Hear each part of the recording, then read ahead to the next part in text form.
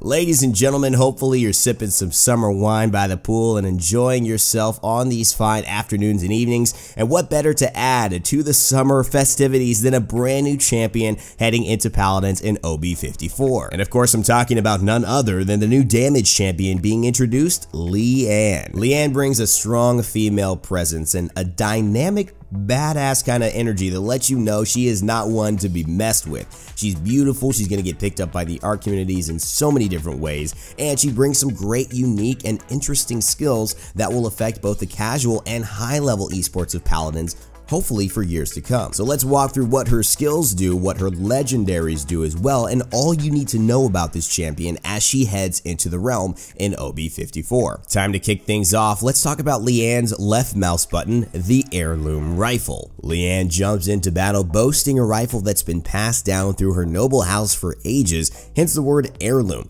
It also deals 400 damage every 0.45 seconds at medium range. Later on in this vid, you will find that some of her skills actually do promote her using them from a distance, but her normal left mouse button and her kind of fighting style is going to be most effective in that mid-range, staying just out of reach of your opponents and still in the fight. Listen man, you can't tie a beautiful lady down. She doesn't want to stay in the back sniping like Shaolin or Kanessa. She needs to be up in the fight, letting everybody know what she's working with. I totally relate to that. But again, pretty straightforward. If you are not careful, Lian's damage from medium range to close range can be devastating since it shoots so quickly, even faster than Androxus. So make sure you pay attention if a Lian happens to get up near you and get out of line of sight quickly. Jumping to her right mouse button, Valor. Lian fires a charged shot dealing 400 damage to all enemies in front of you. This also acts as a weapon attack, which if I am not mistaken means that it will apply Cauterize and Wrecker. But hey Raynday, only 400 damage? Yeah, 400 damage, but it adds up, especially if you consider that each person she hits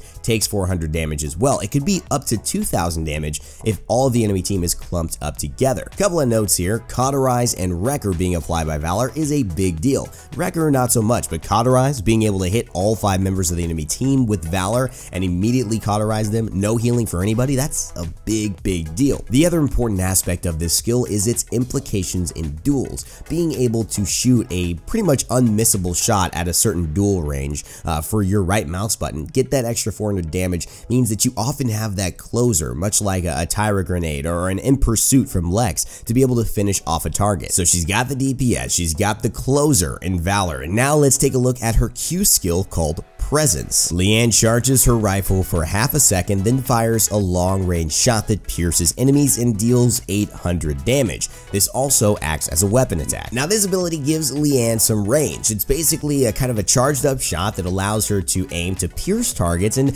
to shoot from a distance and still be effective with some damage that could change the fight, change the TTK of an enemy that she's pursuing. This is also a great shot that will help to secure kills that have maybe gotten away, although it does not go through walls, even though it pierces enemies. So don't get that confused. It doesn't pierce everything, it just pierces enemies. So if you're shooting it onto the point, there's a good chance you're gonna hit 2, 3, maybe even 4 people. Now we talked about the implications of Valor, hitting 5 members of the enemy team and doing up to 2,000 damage with a single stroke in the team fight. Presence can do up to 4,000 damage with a single shot in a team fight. But again, that would be like everyone lining up in a row and shooting a Fernando fireball at all of them. It's a great payoff, but it doesn't always happen. However, the potential is there. Now, although Lian is a very straightforward champion in terms of her design, she's designed around a weapon, and that weapon feels good, it's fun, and there are a lot of skills that augment it. There's also, as you can see, these potential situations of 5-man Valors, 5-man presences that allows the skill ceiling to be raised on Lian. So this is where the better players in Paladins, the more experienced players, the veterans, are going to be able to consistently hit more than one person with these skills to get more bang for their buck, whereas a newer player, a less experienced player, is going to really only hit one, if one target at all. Next up, we've got Lian's movement skill, Grace.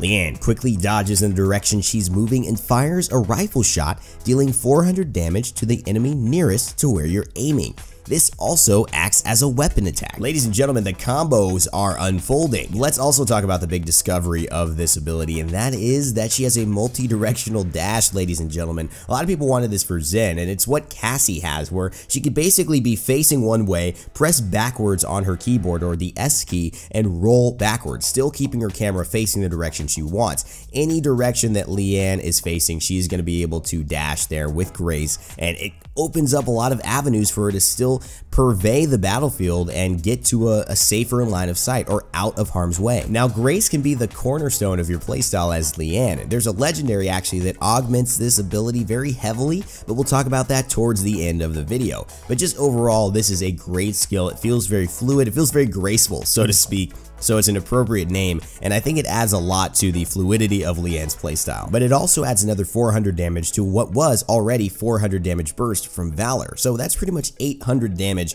you could burst a target. Now if you're fighting an Eevee who's got 1800 health, that's almost half her health. That's basically 40% of her entire health pool right there. You only need to shoot her a few more times and you win your duel. Let's talk about winning duels. Let's talk about this ultimate, baby, because it is exactly what might turn the tide of a fight, and it might turn the tide of a game if you use it correctly. It is called Enlightenment.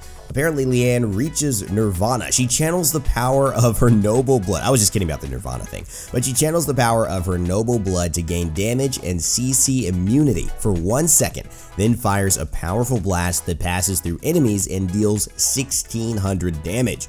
Killing an enemy with Enlightenment will refund 50% of your ultimate charge. Let's go ahead and break this down. Lian gains damage and CC immunity, meaning that she cannot be hurt and not CC'd while she is doing this damage to you. So if you think you've won a duel, think again. She pops her Enlightenment, all your shots go bing bing bing like they're falling off of Superman's chest, and she just shoots you for a fat 1600 to end the squabble. Squabble's a good word. I gotta use squabble more often. And if she does happen to end that kerfuffle you and her were having, sending you back to base, she's gonna get 50% of her ultimate charge back right away. And with how much damage she's gonna be outputting in a fight, she's gonna have it up very, very quickly. I mean, this is a very snowball ultimate, and I have to say, I kinda like it. Why? Because it's extremely rewarding. Taking a second, charging up this huge ultimate, and then firing it onto an opponent only to have them perish right before your eyes and get 50% of your ultimate back, it's a fantastic feeling. And even if you don't kill somebody, 1600 damage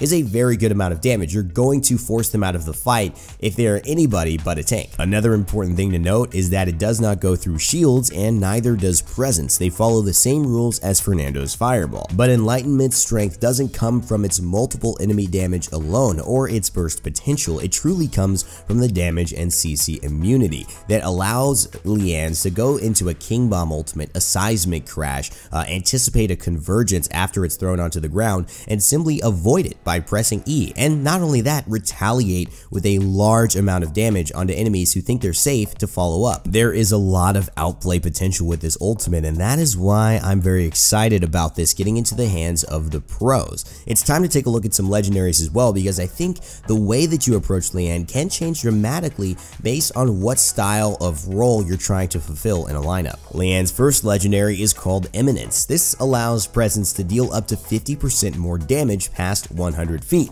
and its cooldown is reduced by 4 seconds. Now, let me tell you something. 100 feet is actually quite a distance. It's not like you know, from here to there, right? So you do have to be quite a ways away, which means you're taking up more of a sniping role, a long-range approach to how you're playing Lian. Although the cooldown being reduced by 4 seconds is a huge boon to the effectiveness of this, running the item Chronos might be a good addition as well to make sure you're getting the most out of this legendary choice. Moving on to a legendary I've used quite often in the playtesting phase called Alacrity. This affects her movement skill Grace. Grace now hits all enemies in front of you instead of only one, and its cooldown is reduced by 1 second. Now this gives you a lot more potential damage over the course of a fight. So if you're running away from a point fight constantly, or there's a map like a Jaguar Falls, a Bright Marsh, where everyone is kind of visible in a small enclosed area, using Grace to get away is an extra 2000 damage easily for your team. And of course you get more mobility with a 1 second reduction to the base base cooldown of Grace, which is always nice for casual and high-level players alike. The interesting thing is that if you find yourself in 1v1s all the time, this is actually going to just do nothing for you except give you 1 second of cooldown reduction onto Grace, which is, hey, that's still valuable. But I'm just saying that it really only shows its value when you're fighting multiple enemies, when you're running away from multiple enemies, and that Grace has the ability to stack up that extra damage that you wouldn't have gotten unless you picked this legendary. Last but not least, Lian's legendary Precision allows her rifle to deal 10% more damage and actually gives Grace the ability to refund 8 ammo after you use it. For all my statisticians out there, for all of you who like to play it safe and play by the rules, this legendary is for you. It's definitely a safe bet, let's say that. You just gain more damage, that's pretty much it, and you get ammo back after using Grace. 8 ammo, which is quite a lot. So you could essentially fire, use Grace, fire. If you've got Chronos, or if you're, somehow able to get that cooldown at a certain point, you may not even have to reload, I don't know. In summary, Lian is a damage dealer, a medium range fighter that's hit scan and can burst down targets with ease. Also, with some dynamic game-changing potential with her ultimate and a decent movement skill with Grace, allowing her to be flexible in the fight and be flexible in her positioning and timing of when she decides to attack. Ultimately, I'm extremely excited for her to be joining the realm in OB54, and I want to hear what you all are excited about as well. What's your most anticipated thing about Lian? And you cannot say her boobs, although I know so many of you have been thinking that. From a high-level perspective, I think Lian could have a chance to make it into the Paladins esports scene. She's a very good hit scan champion. She's got decent mobility, and like I said, that ultimate is going to be more powerful than a lot of people think when you really learn how to master it. So I'm very excited about her, and I think she could steal the show. Verdict's still out though. Pros, they've got a mind of their own. Sometimes they're a little finicky, but I have high hopes for her. I think it's going to come down to her health and her damage, really. If people feel comfortable bursting targets down, winning 1v1s, dealing with flanks, then I think she's going to be okay. Thanks for watching, guys. Let me know in the comment section below what you think about the video. Give a like if you enjoyed it, and subscribe to stay tuned for more Raynday gaming content. More Lian videos coming out this week, and of course my podcast with High Res Pretty Air just launched, so check that out. It's the video before this one, and take a listen. As always, remember to never give up, never stop gaming, and I'll see you all next time.